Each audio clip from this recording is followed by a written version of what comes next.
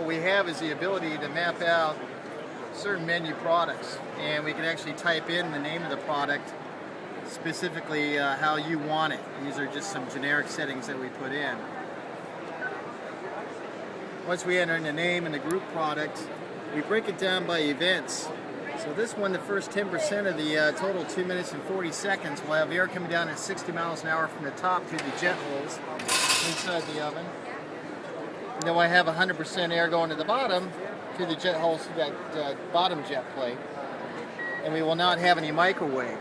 Basically what we're doing is searing the product for the first 24 seconds.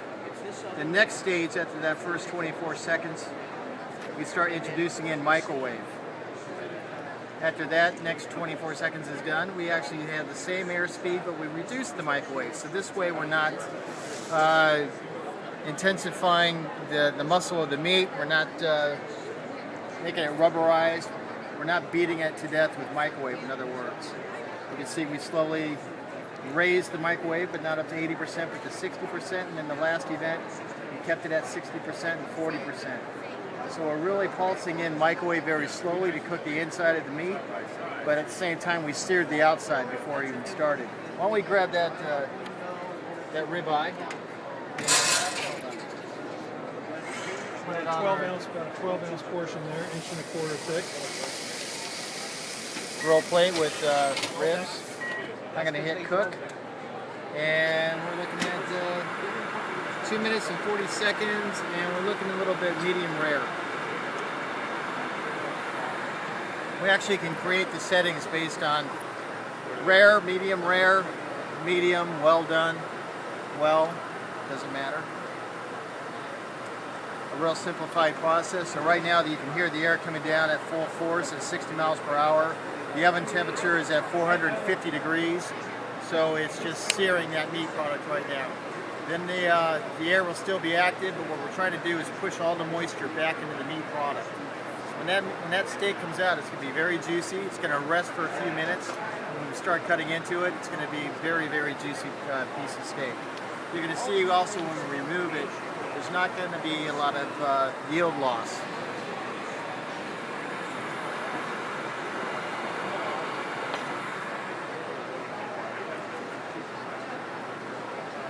The outside of the oven, it's cool.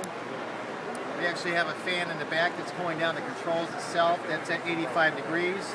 There is an internal catalytic converter, so there's no grease-laden air being emitted out of the back of the oven.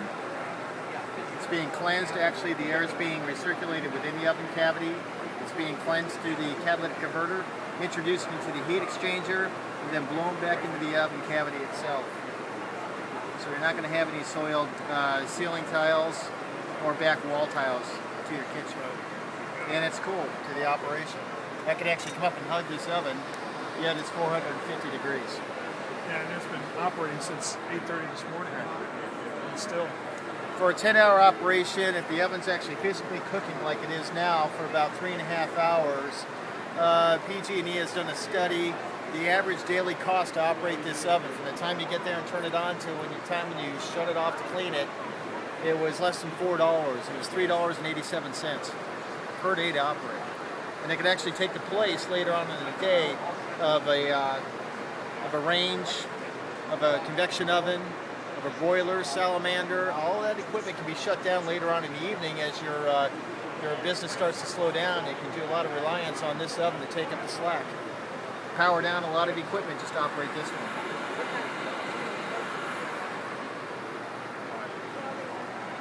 Tom, is this the same program? Yeah, and actually, I don't know which one I use as well, but yeah, it's Beeping, it's done. Hearing it sizzle.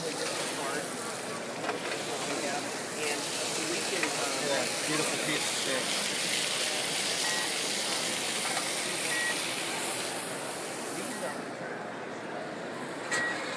Sit there and rest.